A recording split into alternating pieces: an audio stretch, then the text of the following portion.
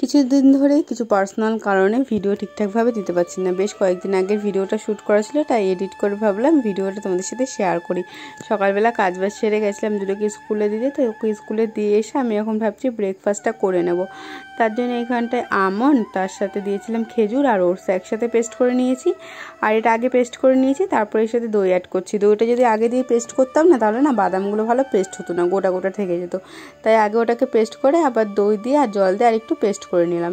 তো এখন কাপে ঢেলে নিয়েছি। তারপরে ঘরে এসে দেখো আমি এখানে খাচ্ছি বসে বসে। আর জুড়োবাবু তো স্কুলে রয়েছে, রান্নাবান্না মোটামুটি কিছুটা করে রেখেছি, আবার কিছুটা এখন করতে হবে। আর এই রেসিপিটা কিন্তু খেতে খুব ভালো লাগে, আমার তো বেশ ভালোই লাগে।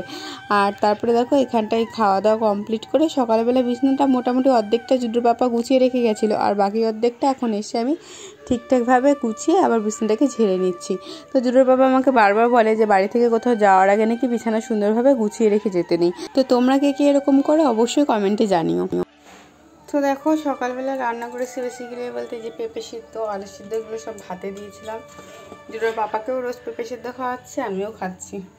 তো দেখো এখানটা করেছিলাম লাউ দিয়ে মটর ডাল, আর এখানটায় চিংড়ি মাছ দিয়ে লতি দিয়ে।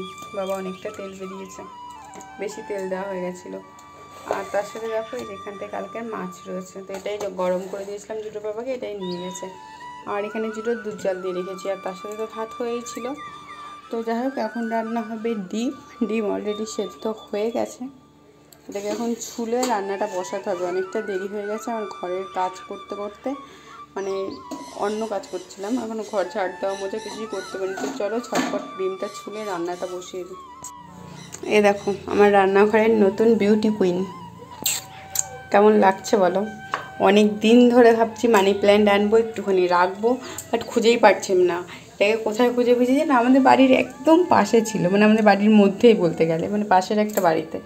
আর আমাদের বাড়ির মধ্যে পুরো বেয়ে বেয়ে চলে এসেছে। এটা তো অনেক মানে লতানো গাছ, অনেক বাই, তো বেয়ে বেয়ে চলে এসেছে। তো আগের দিন খুঁজে খুঁজে এখানে এই যে দুটো ডাল রেখেছি, আর দুটো ডাল আমার ঘরে রেখেছি। এত সুন্দর লাগছে, ভাবছি কিছু ইনডোর প্ল্যান এনে ঘরে একটু সেট আপ করবো। ভালো লাগে আমার গাছপালা, তো আমার অনেক ভালো লাগে, তোমরা জানোই যারা আমার ব্লগ দেখো।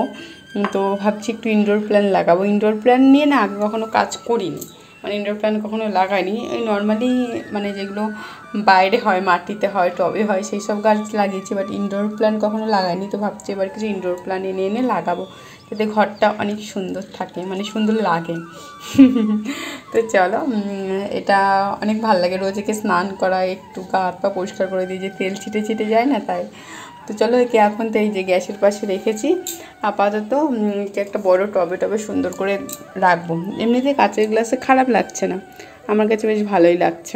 কমেন্ট করে জানিও তোমাদের কার বাড়িতে ইনডোর প্ল্যান্ট আছে আর ইনডোর প্ল্যান্ট কেমন লাগে।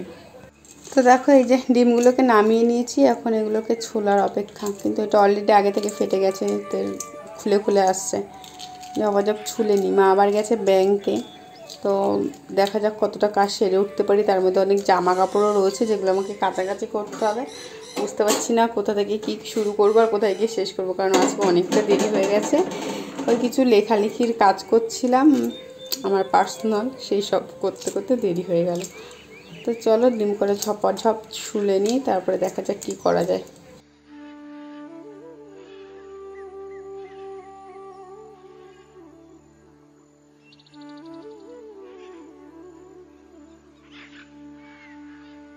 ডিমগুলোকে ছুলে নিয়েছি, কড়াইতে তেল গরম করে ডিমগুলোকে ভেজে নেবো সামান্য নুন হলুদ দিয়ে। একটু লাল লাল করে ভাজবে, এতে করে ডিমের টেস্টটা বেশ ভালোই লাগে, না হলে না কেমন সেদ্ধ সেদ্ধ মতন লাগে।